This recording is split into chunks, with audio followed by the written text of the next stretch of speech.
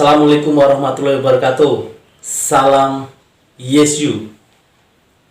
Beberapa tahun yang lalu kita mengenal sebuah nama yang namanya Mukidi. Nama Mukidi sudah terkenal, sangat viral. Itu identik dengan banyolan ataupun lelucon. Tidak ada maksud tertentu untuk menyinggung seseorang. Itu hanya sebuah karangan cerita di mana nama Mukidi digunakan untuk sebagai pengingat yang lebih mudah. Mukidi gitu. Jadi tidak ada maksud untuk menyinggung seseorang. Cerita-cerita lucu, banyolan-banyolan cerita lucu tentang Mukidi sudah menyebar, sudah viral kemana-mana dan disukai masyarakat. Katanya Mukidi itu berasal dari Cilacap dan mempunyai seorang istri bernama Markona. Oke, selanjutnya kita akan mencoba untuk bercerita tentang cerita-cerita lucu tentang Mukidi. Oke, check it out. Oke, cerita selanjutnya tentang Mukidi. Dasar Mukidi. Suatu saat Mukidi pergi naik bus jurusan Jogja Solo. Dia ketemu seorang nenek. Nenek ini menggunakan kacamata tebal dan sudah agak pikun dan matanya rabun. Dalam perjalanan kemudian kondektur menagih uang ongkos kepada nenek tersebut. Nek, ongkosnya jurusan Jogja. Sebentar ya mas, kata si nenek. Kemudian nenek membuka resleting tas yang ada di samping. Resleting tas yang ada di samping dibuka, dirogoh-rogoh, dicari-cari. Sambil matanya rabun, nggak kelihatan. Belum ketemu mas, kata si nenek. Lalu kondekturnya, ya udah nanti aja ya nek. Kemudian dia jalan meneruskan menarik ongkos ke penumpang yang lain. Kemudian setelah beberapa waktu, kondektur menghampiri si nenek lagi. Gimana nek? Sudah ada ongkosnya? Lalu si nenek yang matanya rabun dan pikun kemudian, oh iya lupa, membuka resleting tasnya yang di samping, dirogoh-rogoh. Lama sekali kemudian, belum ketemu mas. Dia bilang gitu si nenek. Belum ketemu ongkosnya. Jangan khawatir, nanti saya bayar kalau sudah ketemu. Lalu kondekturnya, oke nek, nggak apa-apa. Dia ke depan lagi. Kemudian setelah ditarik berulang-ulang, masnya kondektur datang, neneknya jawabnya belum ketemu. Akhirnya seorang pemuda yang duduk di sebelah nenek yang bernama Mukidi, sudah mas, kondektur saya bayar aja. Kemudian Mukidi mengeluarkan 3 lembar uang 5 ribuan. Jadi 15.000 diberikan kepada kondektur untuk ongkos bis Jogja Solo. Nah, si Mukidi membayari si nenek. Kemudian kondektur ini merasa terharu dan bangga. Lalu bilang ke Mukidi, mas, Anda baik sekali. Anda sungguh punya hati yang mulia. Nenek juga terharu, si nenek tersebut. Terima kasih ya nak, kamu baik sekali. Tanpa pikir panjang, Mukidi menjawab, gini nek, daripada selalu buka tutup resleting celana saya dan mengobok-obok mengaduk-aduk isi celana saya, langsung aja saya bayari. Daripada ngilu, saya kan ngilu. Geli-geli gimana gitu, kata Mukidi.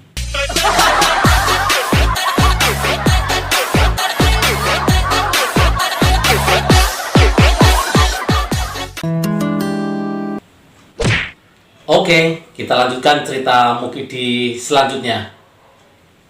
Pada bulan Agustus, bangsa Indonesia selalu merayakan hari kemerdekaannya. Ada berbagai lomba yang diselenggarakan oleh panitia-panitia yang ada di berbagai desa ataupun di instansi pemerintah. Tanpa ketinggalan, Mukidi mengikuti lomba 17-an untuk menyanyikan lagu kemerdekaan.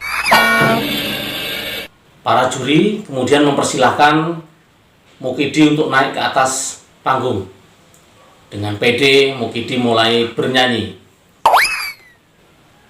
Silakan, kata para juri, silakan dimulai. Lalu Mukidi mulai bernyanyi. 16 Agustus tahun 45, itulah hop hop hop hop. Kata juri bilang hop hop, dia minta stop. Salah mas, salah, ulangi. Lalu Mukidi mengulangi, menyanyi lagi. 1, 2, 3. 16 Agustus tahun 45, itulah hari hop hop hop. Juri menyetop lagi. Salah mas, lagunya masih salah, ini kan hari kemerdekaan. Ulangi lagi. Lalu Mukidi bilang sama juri, makanya jangan di-cut dulu, jangan di-stop dulu, belum selesai lagunya. Lalu juri berpikir, oke, kita dengerin dulu sampai selesai, biar Mukidi nyanyi. Nah gitu, kata Mukidi. Jangan di-cut dulu, jangan dipotong, biar selesai nyanyi dulu. Oke silahkan, kata Dewan Juri. 1, 2, 3. 16 Agustus tahun 45, besoknya hari kemerdekaan kita, hari merdeka.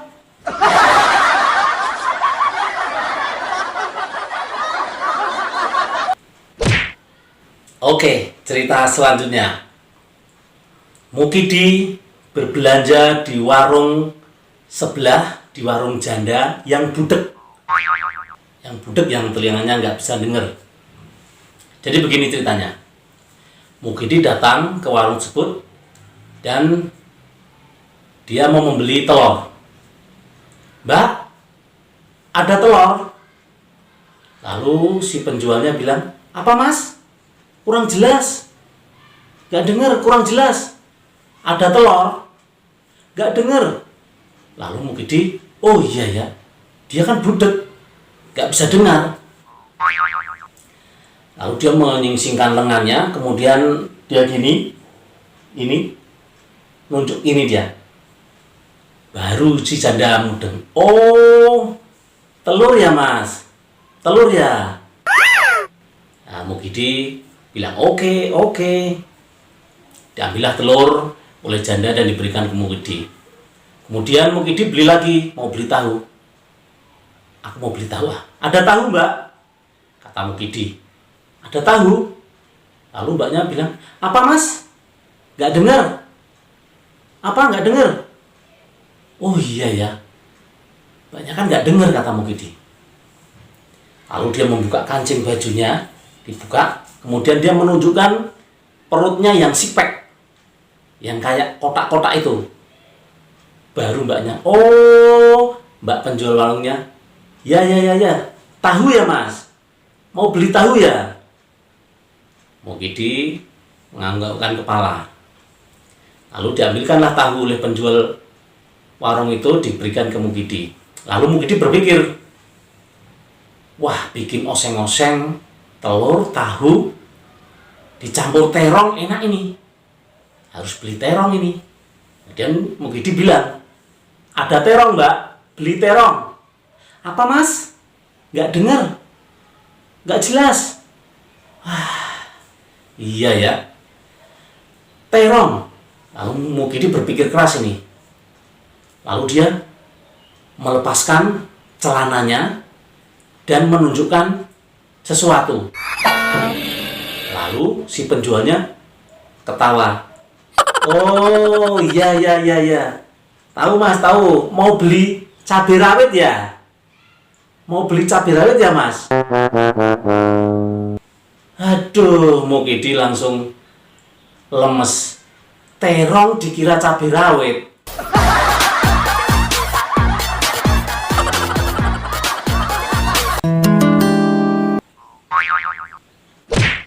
Oke, cerita selanjutnya tentang Mukidi.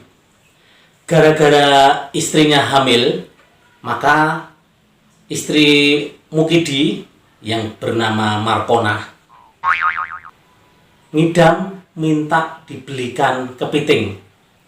Dengan terpaksa maka Mukidi membelikan kepiting di pasar yang jaraknya kira-kira 10 km jauh dari rumah. Mukidi naik angkot dari rumah ke pasar. Tanpa disengaja, di dalam angkot Mukidi ketemu mantan pacarnya di SMA. Lalu dia berjalan-jalan dengan mantannya sampai sore hari. Waktu sudah sore. Lalu Mukidi teringat harus segera membeli kepiting. Keburu pasarnya tutup. Dengan tergesa-gesa Mukidi ke pasar membeli kepiting untuk istrinya yang ngidam di rumah. Lalu setelah kepiting dibeli oleh Mukidi, dia punya akal. Waktu udah sore hari, kemudian kepiting itu dilepas semua talinya, ikatannya dilepas, disebar ke halaman, kemudian dia mengambil sebuah tongkat dan menggiring kepiting itu sambil berteriak, "Ayo, ayo, ayo, cepat jalan, cepat jalan. Kepiting lambat sekali jalannya ini. Ayo, udah hampir sampai ini, udah hampir sampai." Kata Mukidi, "Kita udah hampir sampai di rumah. Cepat-cepat jalannya." Sambil tongkatnya digunakan untuk menggiring kepiting tersebut. Mendengar suara gaduh, istrinya dalam rumah kemudian keluar. Akhirnya istrinya si Markona ketawa terbahak-bahak. "Weleh-weleh Mas Mukidi, Mas Mukidi. Lah kepiting kok malah digiring seperti bebek. Pantesan dari pagi sampai sore baru sampai rumah." Istrinya ketawa terbahak-bahak. Dikiranya kepiting itu digiring pakai tongkat sama Mukidi. Dia ketawa terbahak-bahak. Lalu Mukidi dalam hati ketawa. Yes, aman, aman.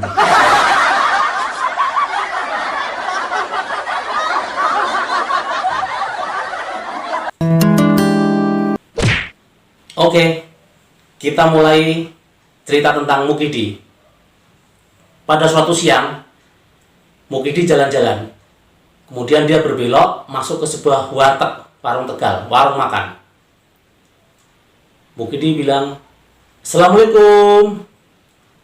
Assalamualaikum." Warungnya tidak ada orang. Sepi. "Ini yang punya warung mana ya?" kata Mukidi. Lalu tiba-tiba pemilik warung, Mas Joko, lari tergopoh-gopoh menemui pelanggannya. "Ada apa, Pak?" kata Mas Joko. "Ini warungnya kok buka sih? Kok nggak ditutup?" Lalu Mas Joko bilang, "Kalau ditutup, bagaimana karyawan saya, Pak? Kami mau makan apa?" "Bukan begitu," kata Mukidi. "Gini, Pak. Bulan puasa itu harus ditutup warungnya, harus dikasih tirai atau apalah, agar nggak terlihat dari luar kalau ada orang makan," kata Mukidi seperti itu. Lalu Mas Joko langsung lari ke belakang mengambil sebuah spanduk kampanye, sebuah parpol untuk ditutup di depan pintu sehingga nggak terlihat dari luar. Lalu Mukidi bilang, "Nah, ini baru keren, ini baru benar. Jadi kalau ada orang makan di dalam warung ini tidak terlihat dari luar," kata Mukidi. Lalu Mukidi bilang lagi, "Oke, kalau gitu sekarang saya pesan nasinya separuh, ikan tongkol pakai sayur, jangan lupa es teh."